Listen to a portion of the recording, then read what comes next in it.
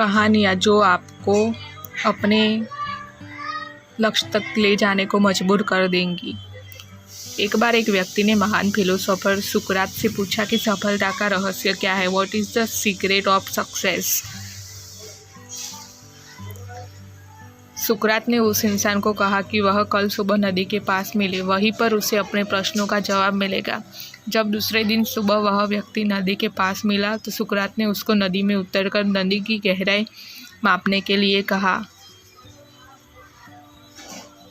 वह व्यक्ति नदी में उतरकर आगे की तरह जाने लगा। जैसे ही पानी उस व्यक्ति के नाक तक पहुंचा, पीछे से सुकरात ने आकर अचानक से उसका मुंह पानी में डुबो दिया।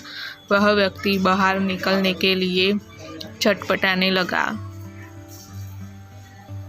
कोशिश करने लगा, लेकिन सुकरात थोड़े ज़्यादा स्ट्रांग थे। सुकरात ने उसे काफ़ी देर तक पानी में डुबोए रखा। कुछ समय बाद सुकरात ने उसे छोड़ दिया और उसी व्यक्ति ने जल्दी से अपना मुंह पानी से बाहर निकालकर जल्दी सांस ली। सुकरात ने उस व्यक्ति से पूछा, जब तुम पानी में थे तो तुम क्या चाहते थे? व्यक्ति ने कहा, जल्दी से बाहर निकलकर सांस लेना चाहता था।